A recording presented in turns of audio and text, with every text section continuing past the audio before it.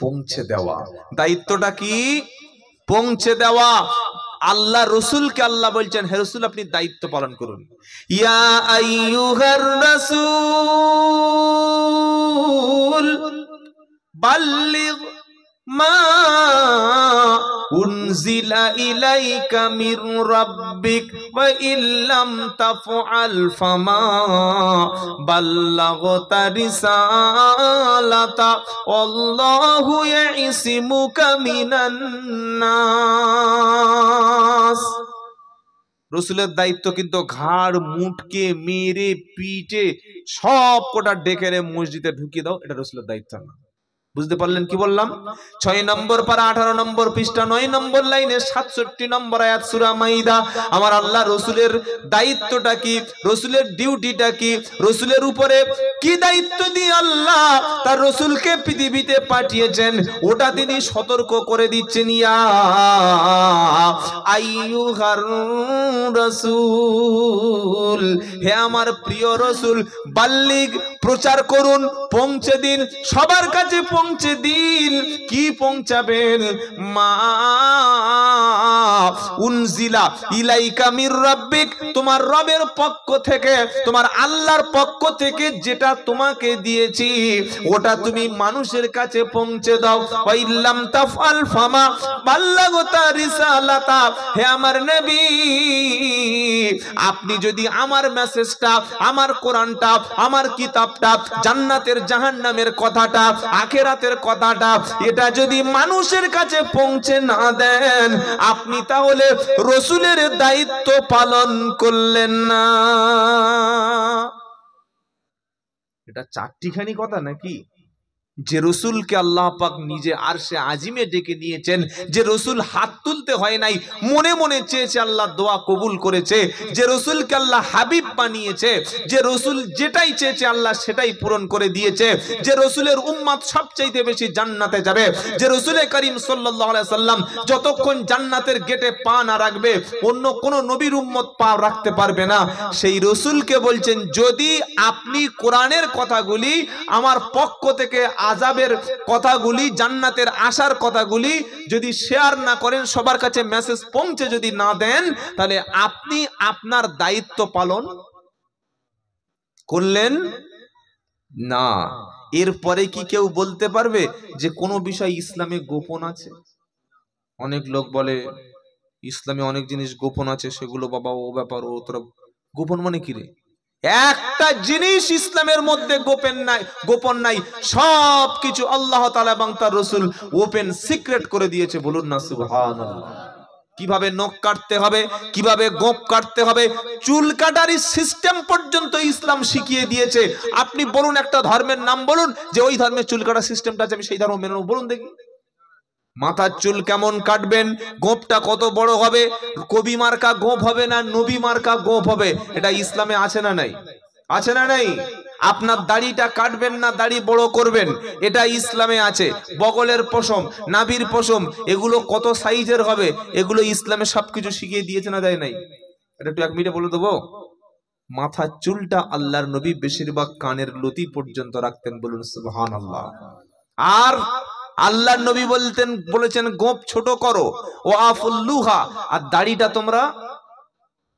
দাড়িটা ছেড়ে দাও। এটা ছোট করতে হয়, দাড়িটা বড় করতে হয়। আর ভুরু চুল কাটা ইসলামে সম্পূর্ণ নাজায়েজ, হারাম।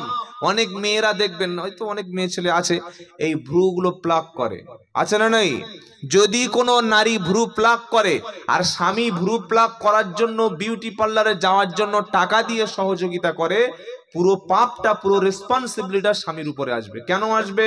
যেহেতু আল্লাহর সৃষ্টির কোনো পরিবর্তন করতে আল্লাহ নিষেধ করেছেন। আল্লাহ সৃষ্টি পাল্টে দিচ্ছেন, সিস্টেমটাই পাল্টে দিচ্ছেন, অথচ সবচাইতে সুন্দর করে আল্লাহ কি বানিয়েছে? মানুষ। লাকাদ খলাকনাল ইনসানা ফি সূরা, কোন সূরা এটা? আল্লাহ, কি অবস্থা মুসাল্লিদের গো! কোরআন পড়ে কি মনে হয়? একটু কোরআন পড়বেন ভাই, কোরআন না পড়লে আপনারা জান্নাতে যাবেন কি করে?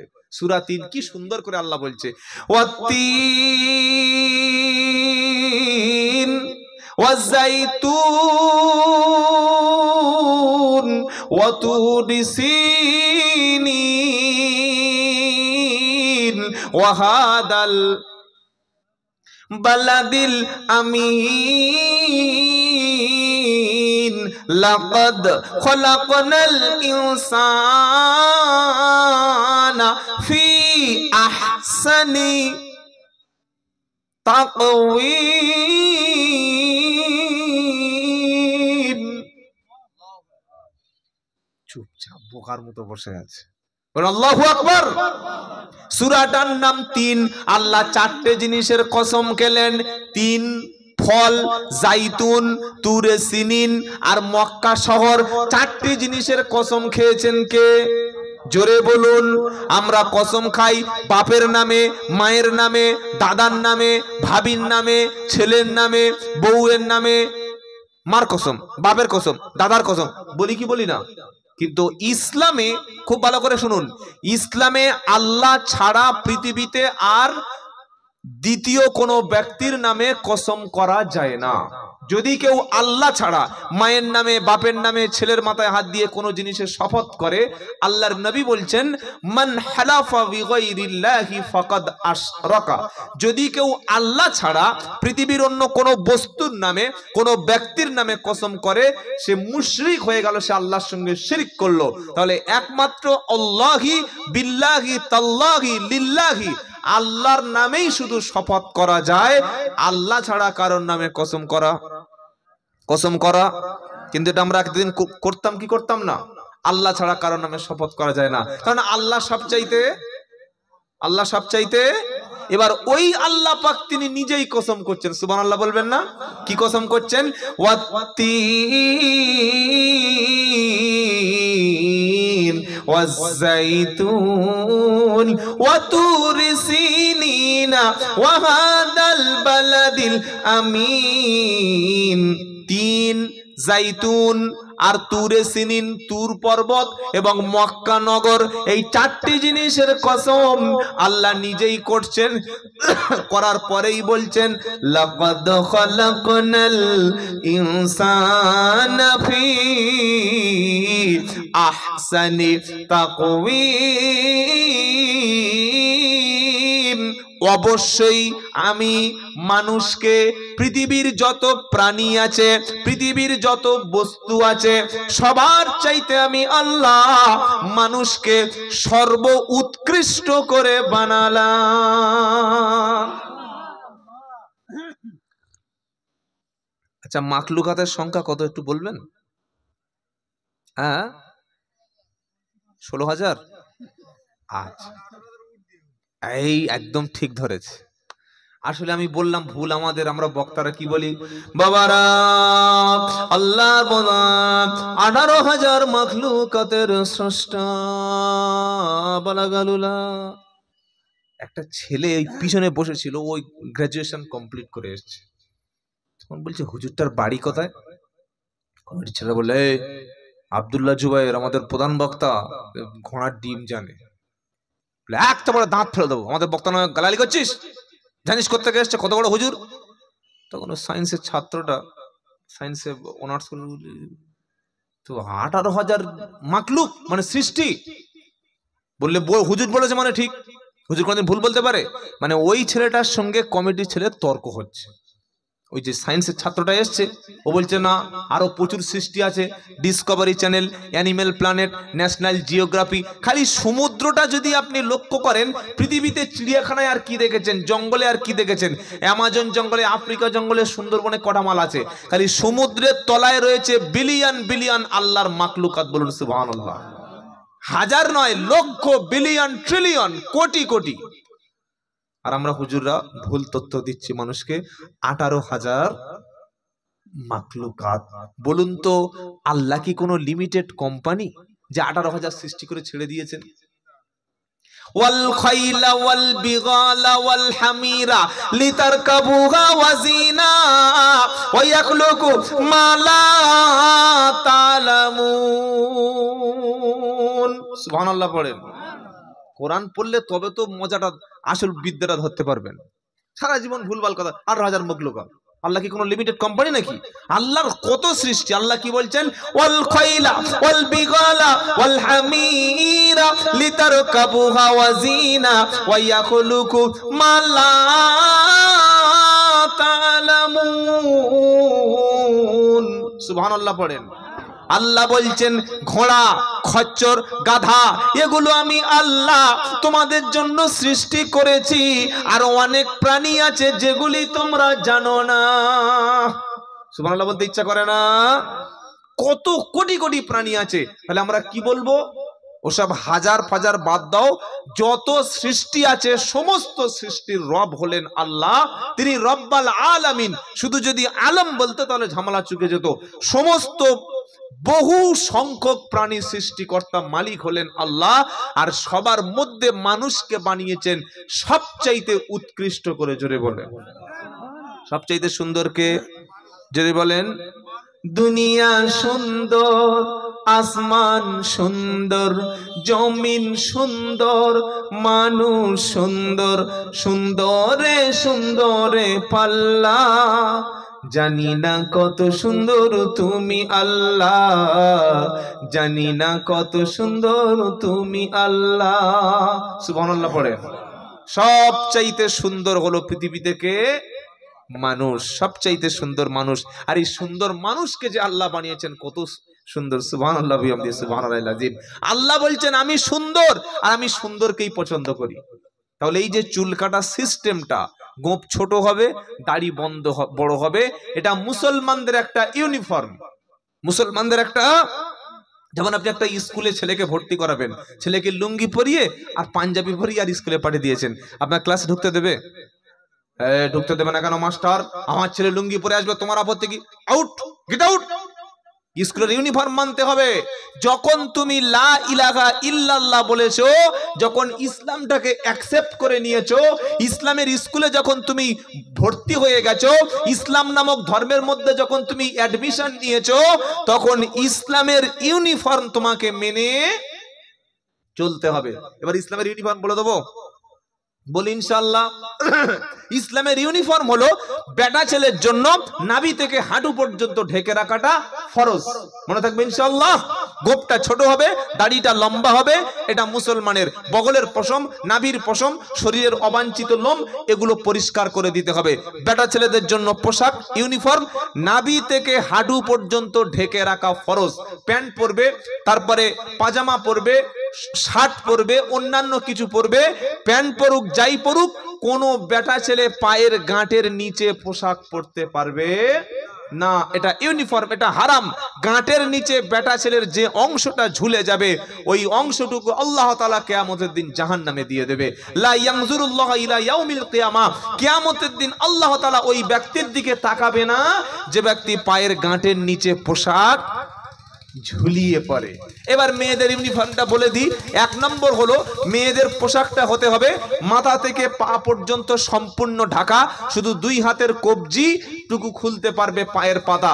যেখানে ফিতনা নাই, যেখানে পরপুরুষ নাই, যেখানে পৃথিবীর কোনো অপরিচিত ব্যক্তি নাই, সেই জায়গায় গেলে কোনো মহিলা যদি মুখটুকু, ফেসটুকু ওপেন করে, মুখটা খোলে, সেখানে কোনো পাপ নন্দাইয়ের কাছে, তারপরে দেওরের কাছে, পরপুরুষের কাছে, রিক্সাওয়ালার কাছে, টোটোওয়ালার কাছে, তারপরে LIC অফিসারের কাছে, লক্ষ্মীর ভান্ডারের ফর্ম ফিল আপ করতে গিয়ে, ব্যাংকে গিয়ে, কিংবা কোনো ব্যক্তির বাড়িতে গিয়ে, বন্ধু বান্ধবদের সামনে কোনো মুসলমানের ইমানদারের স্ত্রী, মুমিনের স্ত্রীর মুখটুকু কেউ দেখতে পারে? দেখানো যায়? জায়েজ না না জায়েজ? জোরে বলুন, জোরে বলুন। না জায়েজ। ইমাম সাহেবের বউয়ের পর্দা লাগবে, হুজুরের বউকে পর্দা করতে হবে। আর আমাদের বউয়ের স্করপিও সব দেখে নেবে, মানে পুরো মডেলটা কি আছে ভিতরে বাইরে ফাংশন সব দেখে নিয়ে চলে যাবে। ছি ছি ছি। জলসার দিনে বন্ধু কেনে বলছে চলো আমার বাড়ি চলো। এবার বন্ধু হাতে করে মিষ্টি ফিষ্টি একটু সব নিয়ে গেছে, ফুচকা টুচকা, ও ভাবি ভাবি ভাবি দাঁত বার করে, হ্যাঁ ছুটে চলে।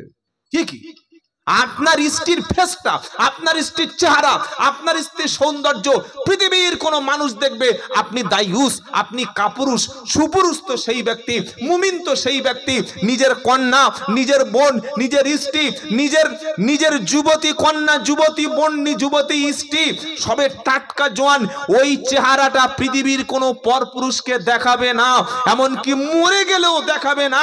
আমাদের সমাজে দেখবেন মেয়ে ছেলে মরে গেলে মুখ দেখায়, দেখায় দেখায় দেখায় দেখায় কি দেখায় না?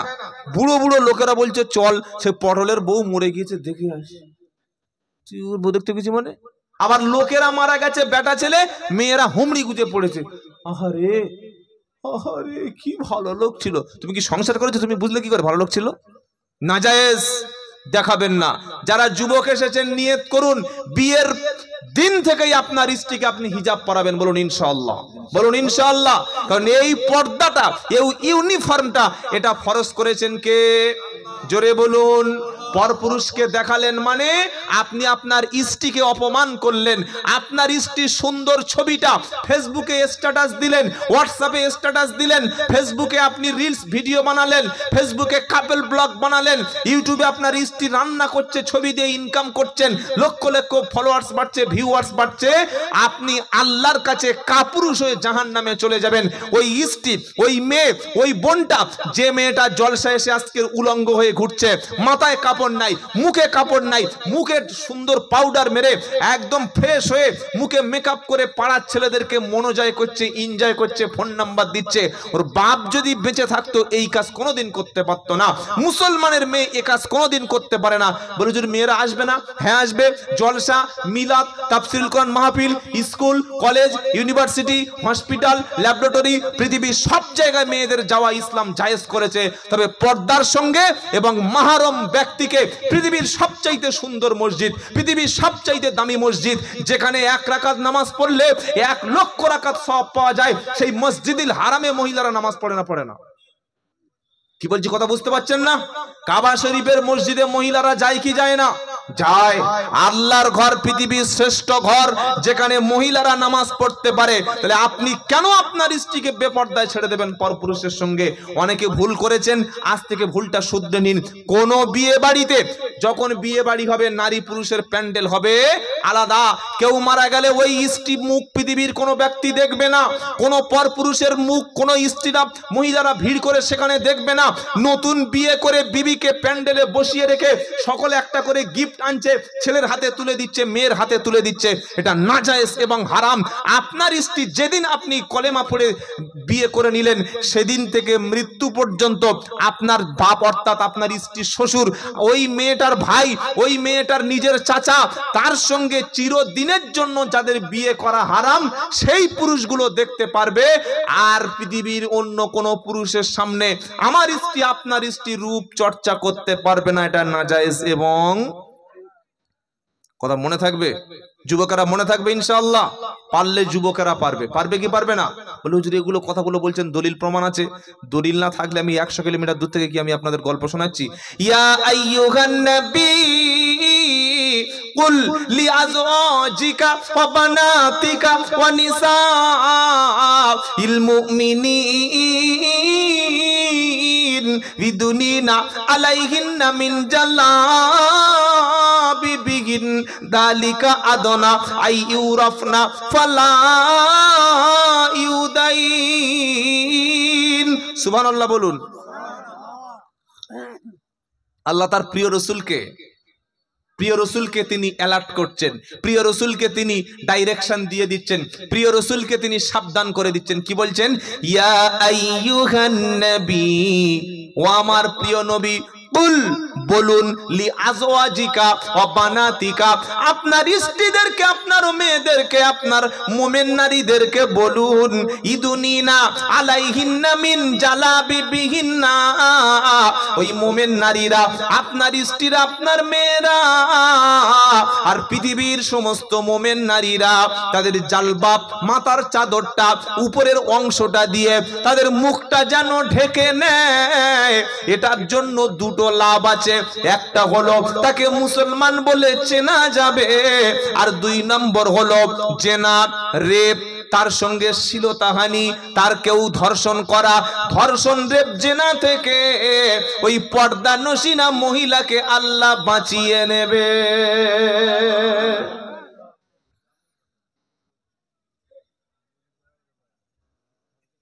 কোনদিন শুনেছেন ধর্ষণ হয়েছে একটা বোরকা পরে হিজাব পরে একটা মেয়ে ছেলের স্বামী ভাই অথবা এমন কোন পুরুষের সঙ্গে যাচ্ছিল আর 4-5টা শিয়াল এসে ধর্ষণ করে দিয়েছে?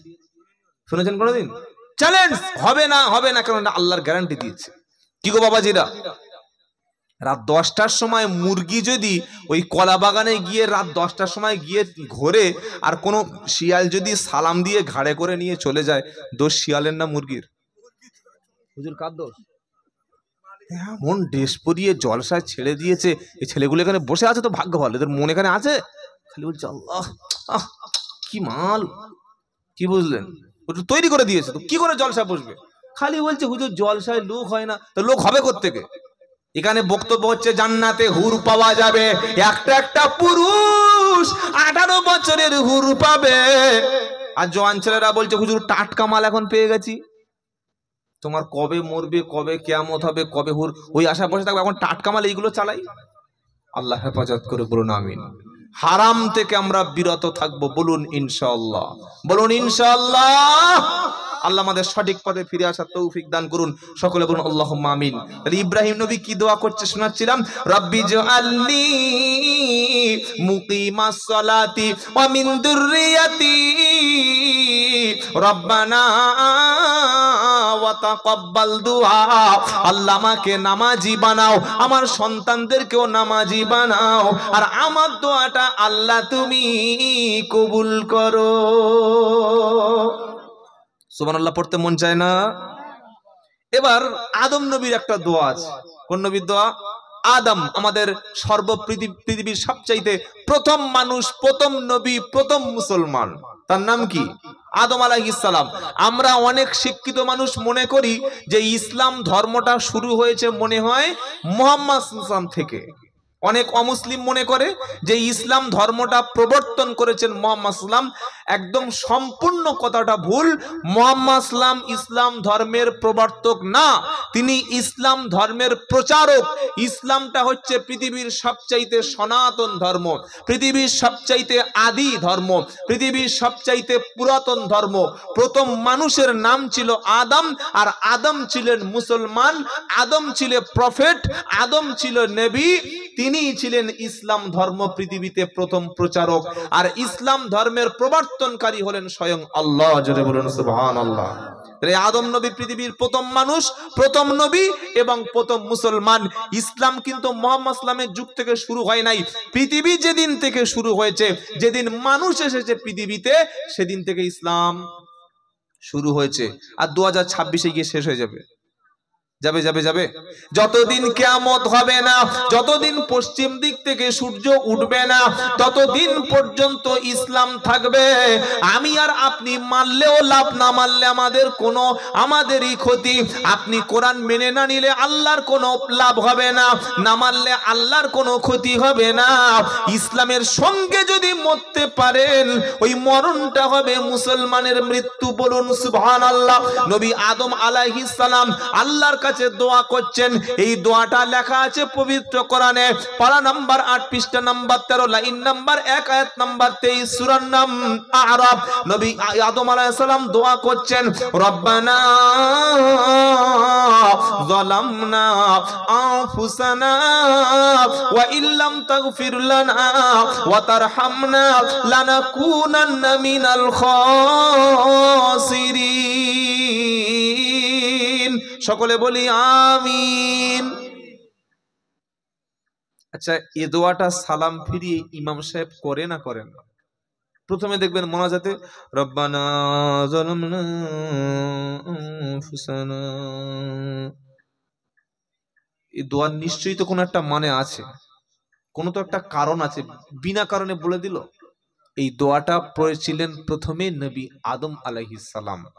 যখন আল্লাহর নিষিদ্ধ ফল ভক্ষণ করলেন, আল্লাহ যখন জান্নাত থেকে তাকে রিজেক্ট করে দিলেন, রিফিউজ করে দিলেন, জান্নাত থেকে তাকে বহিষ্কার করে দিলেন, তাকে পাঠানো হলো শ্রীলঙ্কায় আদম পাহাড়ে, আর হাওয়াকে পাঠানো হলো সৌদিতে। দুজনে বিচ্ছেদ হয়ে যাওয়ার পরে, জান্নাত থেকে বহিষ্কার হয়ে যাওয়ার পরে তিনি আল্লাহ তাআলার কাছে বললেন, আল্লাহ আমাকে একটা বাঁচার রাস্তা বার করে দিন। আল্লাহ বললেন, স্পেশাল কিছু দোয়া শিখিয়ে দিচ্ছি, এই দোয়াটা তুমি মুখস্থ করে নাও আর এই দোয়াটা তুমি পড়তে থাকো। সঙ্গে সঙ্গে নবী আদম শুরু করলেন কি দোয়া? রব্বানা যালামনা। আচ্ছা, এটা পড়লে আপনাদের খুব লস আছে নাকি? আমার সঙ্গে পড়েন না গলা ছেড়ে। রব্বানা যালামনা আনফুসানা ওয়া ইল্লাম তাগফির লানা ওয়া তারহামনা লানাকুনান্না মিনাল খাসিরিন।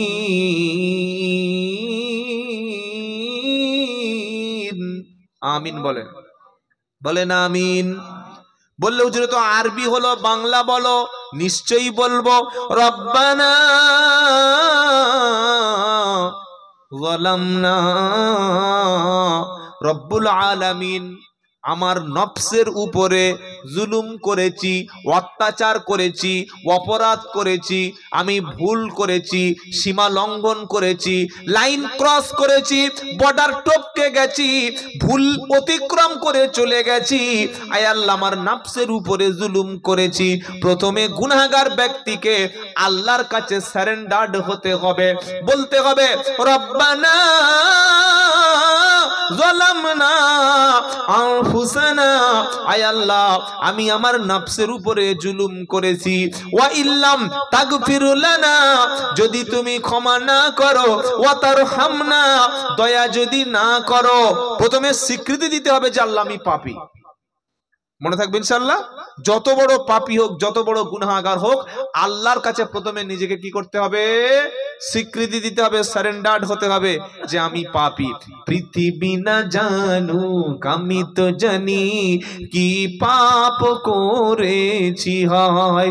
পৃথিবী না, পৃষ্ঠা 13, 14, 15 নম্বর লাইনের 42 নম্বর আয়াত, সূরার নাম আরাফ। আমার আল্লাহ বলছেন, ওয়া নাযানা মা ফি সুদুরিহিম মিন গিল্লিন তাজরি মিন তাহতিহিমুল আনহার। যারা জান্নাতে প্রবেশ করবে, আল্লাহর দয়ার জান্নাতে যারা যাবে, জান্নাতি ব্যক্তিদের মনের মধ্য থেকে, অন্তর থেকে হিংসা, বিদ্বেষ, ঈর্ষা সবকিছু আমি আল্লাহ প্রথম দূর করে দেব।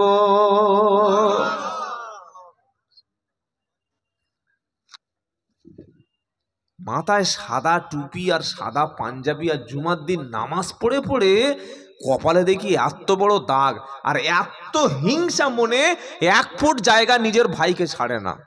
এমাল 24 পরগনায় আছে, গুণরাজপুর তো এটা হুজুর, হ্যাঁ গুণরাজপুর এরকম লোক নাই?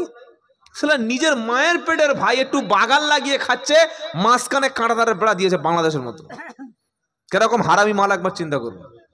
নিজের মায়ের পেটের ভাই যদি 1 ফুট জায়গা বাগান করে খায়, সমস্যাটা কি আছে? তুই তো 3 ফুটের বেশি নিতে পারবি না। ওই 2 ফুট চওড়া হবে আর 6 ফুট লম্বা হবে, ওটার নাম কি? হিসেব আছে তো? একদিন মাটির ভিতরে হবে ঘর। ভাই বক্সটা একটু জোরে দেন ভাই, আর বাইরের আওয়াজটা একদম কমিয়ে দিন। বাইরের মাইকের সাউন্ড পুরো কমিয়ে দিন, এটা আমার নির্দেশ। যদি বলেন হুজুর না আমরা আপনার টাকা দিয়ে নিয়েছি, আপনি যাব না, কালকের মাধ্যমিক পরীক্ষা আছে তাই তো? হ্যাঁ বা না বলেন? হিন্দু হোক, মুসলমান হোক, খ্রিস্টান হোক, কোনো একটা ছেলে পড়াশোনা করছে আজকে রাত্রে, কালকে পরীক্ষা দেবে। আমার কথায়, আমার আওয়াজে যদি তার পরীক্ষার ক্ষতি হয়, সম্পূর্ণ গুনাহার দায়িত্ব আল্লাহ আমার ঘাড়ে চাপিয়ে দেবে। আর যদি বলেন না হুজুর টাকা দিয়ে এনেছি, আপনি বলুন আপনি টাকা দিয়ে আমাকে কিনে নেননি। আমি যেটা যুক্তিসম্মত, কোরআন সম্মত, শরিয়াত সম্মত, মাইকের আওয়াজটা হালকা আস্তে দিয়ে রাখবেন, একটু সামান্য, পুরো সাউন্ডটা কমিয়ে দেবেন যাতে কারো ক্ষতি না হয়। আপনারা এটা শুনে কষ্ট পেলেন কি গো ভাই? হ্যাঁ, ভিতরে আওয়াজটা একদম বাড়িয়ে দেন, ফুল আওয়াজ ফুল বাড়িয়ে দেন। বাড়ান বাড়ান, আওয়াজ বাড়িয়ে দেন। মাইকটা হালকা দিয়ে রাখুন যাতে মাইকটা চলছে এমন কিছু বোঝা যায়। একবার তাকবীর দিন দেখি, নারায়ে তাকবীর। টোনটা আর একটু বাড়ান, টোনটা বেশ কমিয়ে টোনটা বাড়ান। হ্যাঁ বেশ পুরো কমিয়ে দিন। আলহামদুলিল্লাহ। অনেক জায়গায় বললে মানুষ বোঝে না, না আমরা জলসা হচ্ছে মাইক দেবো না, হিন্দুরা হরিনাম করবে। আরে হিন্দুরা হরিনাম করছে তার সঙ্গে তোমার কি যায় আসে? কেউ যদি এই সাধুরা কুম্ভ মেলায় ন্যাংটো হয়ে খুঁজছে, তো তুমি ন্যাংটো হয়ে বসো দেখি, তোমার কি আছে দেখি, তুমি বসবে? তারা করলে আমরা করব, তার জবাব সে দেবে। আমার জলসার আওয়াজ আমার মধ্যে সীমাবদ্ধ থাকবে, এইগুলো আমরা বুঝি না। প্যান্ডেলে লোক নাই, 20টা লোক বসে আছে অনেক জায়গায়, আর গোটা এলাকায় মাইক, আর আমাদের বক্তাদের তো টানের হুঁশ নাই। একবার বাবারা বললে খিঁচে উঠলে, এই যে হযরত কথা বলছিলেন, কি দামি দামি কথাগুলো বলছিলেন বলুন তো, আরে কি বলছেন না কেন?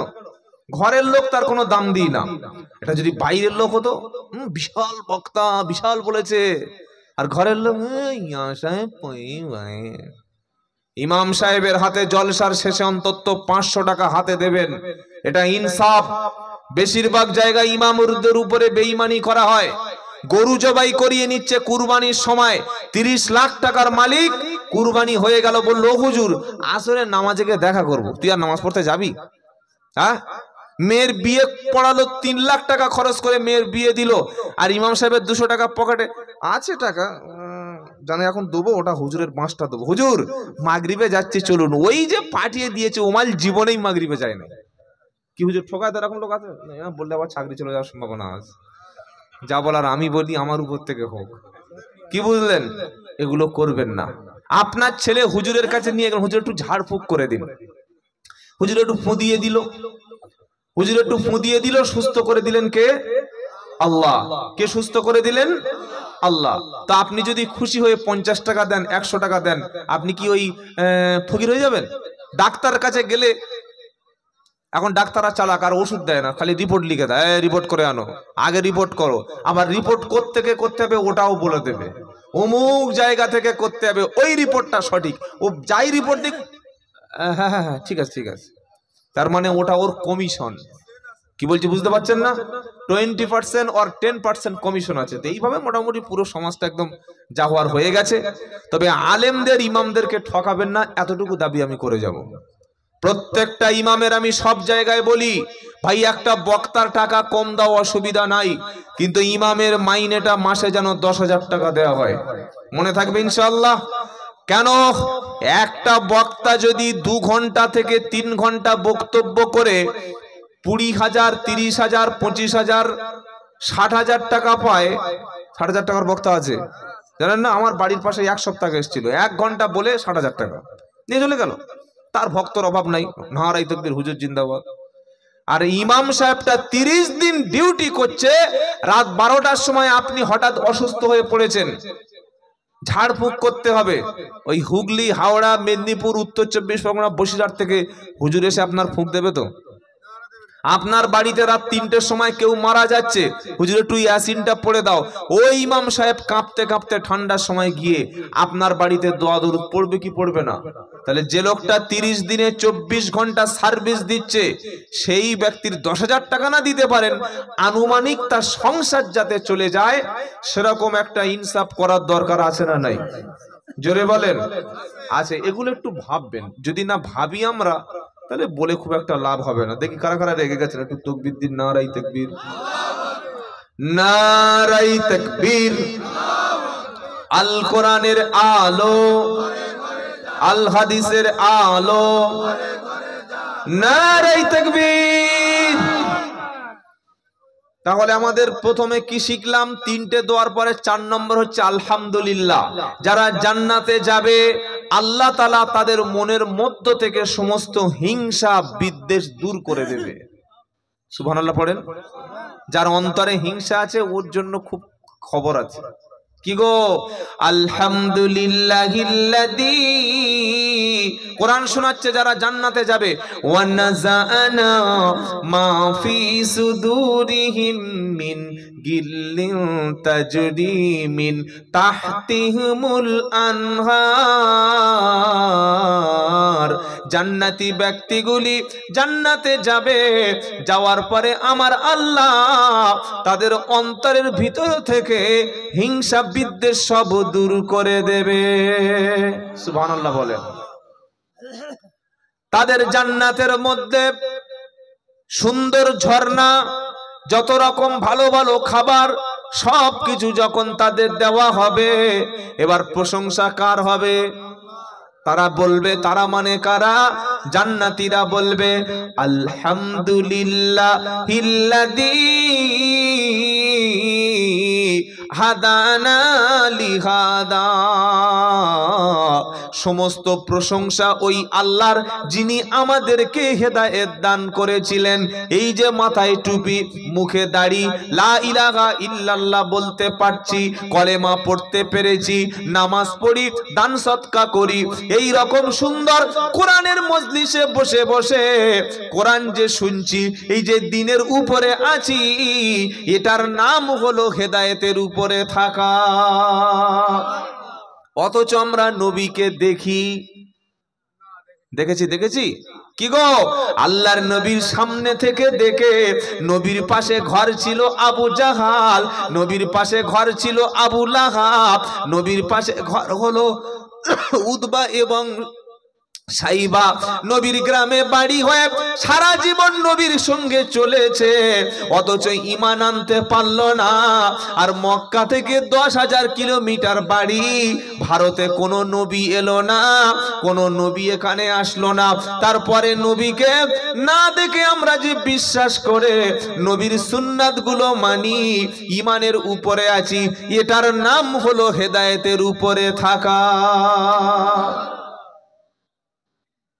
নবীকে দেখে ঈমান আনেনি, কত বড় বেঈমান চিন্তা করুন। আল্লাহ কি আর এমনি এমনি ওদেরকে ধ্বংস করেছে? আল্লাহর নবীকে সামনাসামনি দেখছে, ঈমান আনছে না।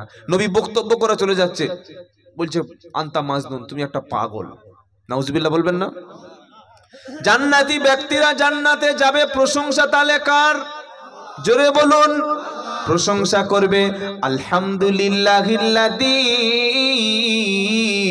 হাদানা লিহাদা। সমস্ত প্রশংসা সেই আল্লাহর যিনি আমাকে হেদায়েত দান করেছেন।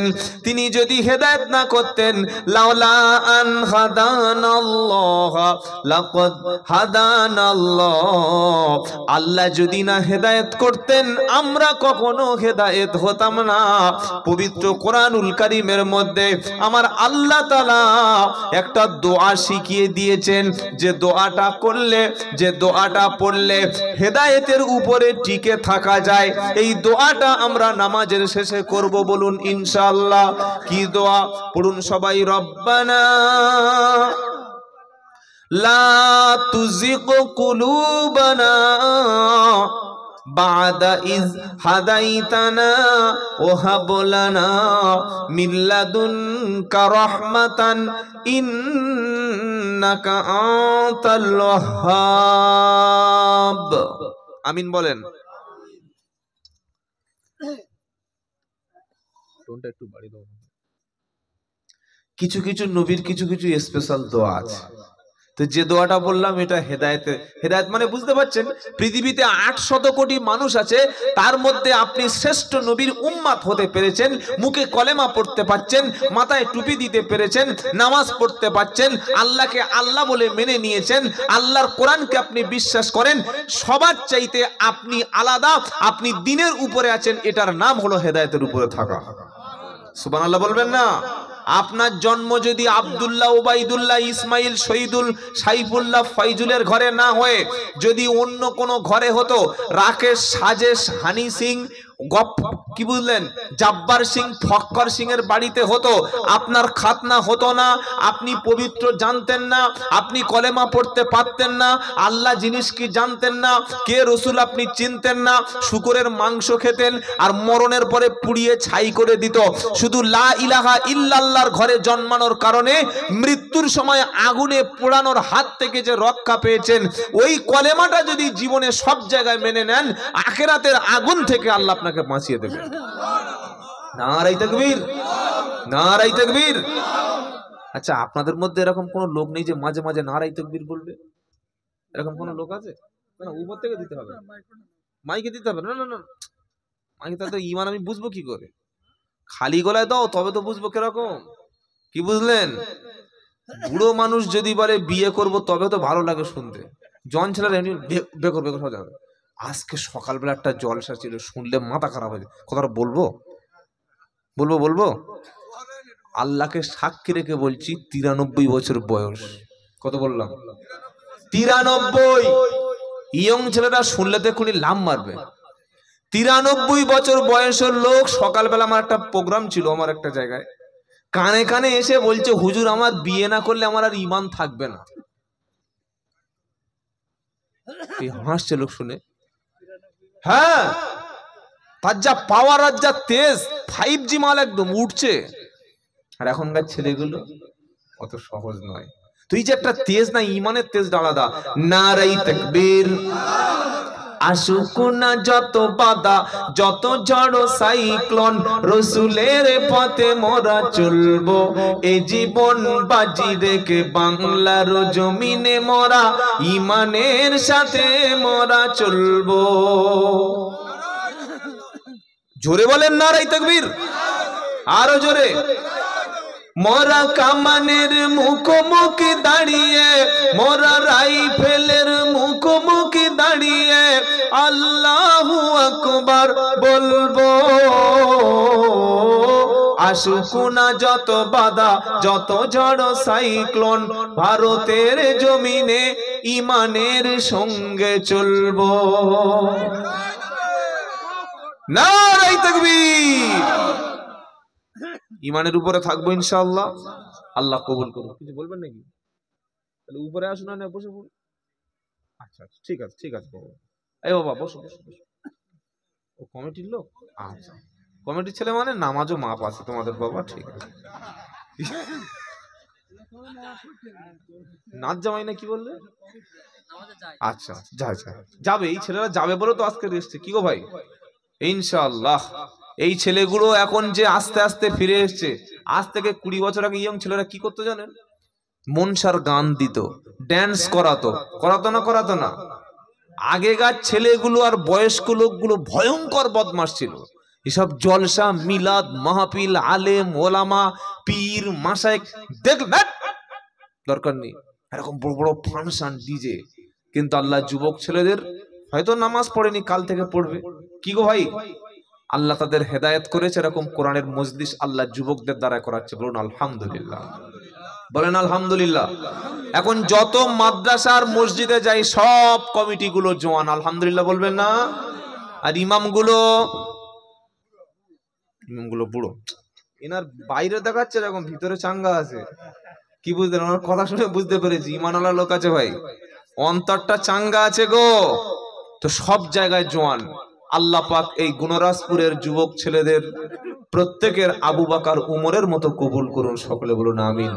আমি যুবকদের অন্তরের অন্তরস্থল থেকে দোয়া করছি, যে যুবকগুলো দিন রাত পরিশ্রম করে এরকম সুন্দর একটা কোরআনের মাহফিল করেছেন, আল্লাহ তাআলা আমাদের যুবকদেরকে যেন খালিদ বিন ওলীদের মতো কবুল করেন, সকলে বলুন আমিন। ধরে বেঁধে একদিন পীর সাহেব বানিয়ে দেবেন, ওটা হবে না। ইসলামটা আস্তে আস্তে, গ্র্যাজুয়ালি, আস্তে আস্তে হবে। একবার ফট করে এক হাত দাড়ি, তারপর দিন 14 হাত পাগড়ি, তারপর দিন তাহাজ্জুদ, এটা হবে না। আস্তে আস্তে থেমে থেমে থেমে থেমে মানুষকে দাওয়াত দেবেন, কাজটা হয়ে যাবে ইনশাআল্লাহ। বলেন তাহলে হেদায়েতের দোয়াটা শুনে নেন। রব্বানা লা তুজিগ কুলুবানা বাদা ইয হাদাইতানা ওয়া হাব লানা মিন লাদুনকা রাহমাতান ইন্নাকা আনতাল ওয়াহ্হাব। এটা সূরা আল ইমরান ৩য় পারা ৩ নম্বর সূরা আল ইমরান সূরার প্রথম পৃষ্ঠার শেষের লাইনে আয়াতটা আছে। আমার আল্লাহ বলছেন বান্দা দোয়া করছে, রব্বানা লা তুযিগ কুলুবানা বাদা ইয হাদাইতানা ওয়া হাব লানা মিন লাদুনকা রাহমাতান ইন্নাকা আনতাল ওয়াহ্হাব।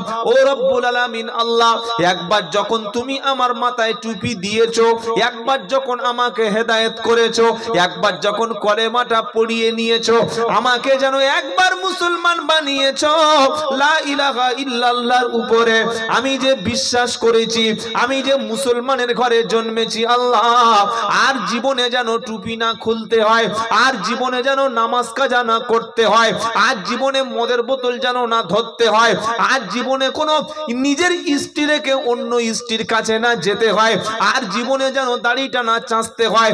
বান্দা দোয়া করছে, রব্বানা লা তুযিগ কুলুবানা বাদা ইয হাদাইতানা।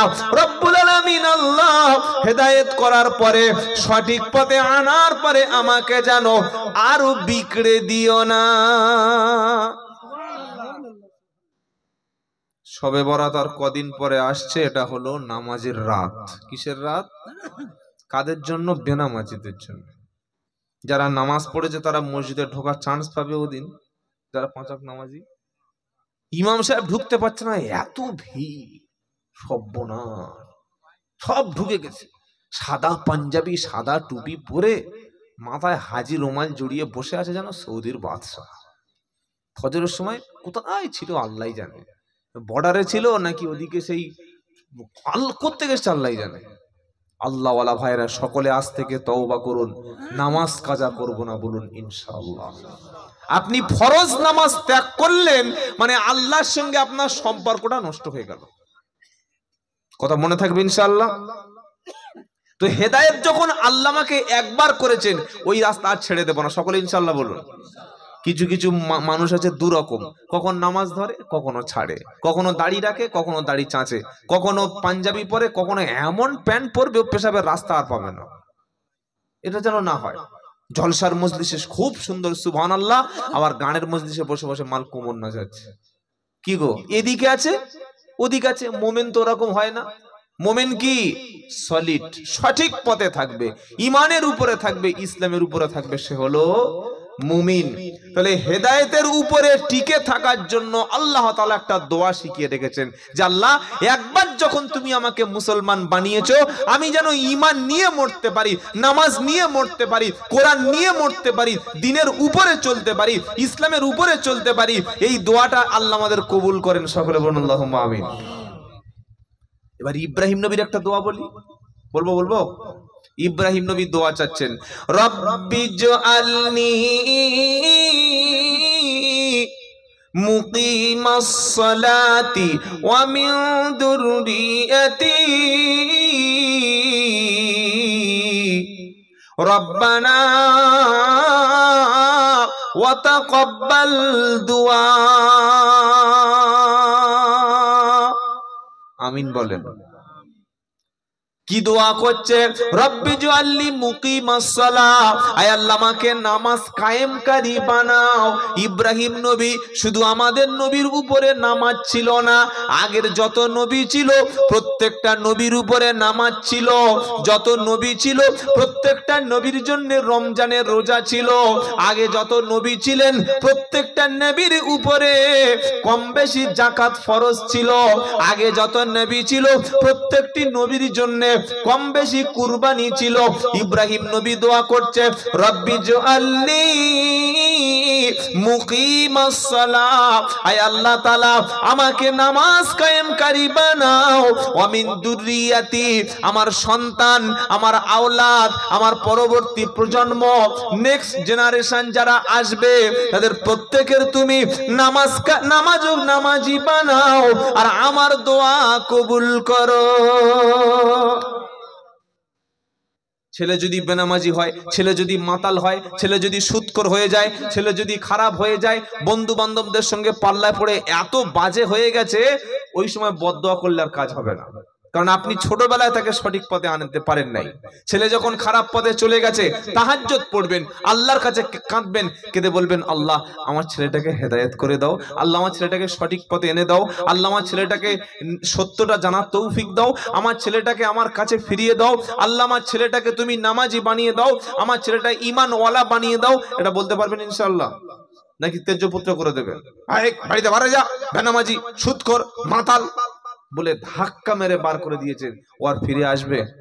এখনকার যা ছেলে আর ফিরে আসবে? একবার বার করে দিতে পারলে ও দেবার দেখে। তাই ছেলেদের ধমক দিয়ে কাজ হবে না।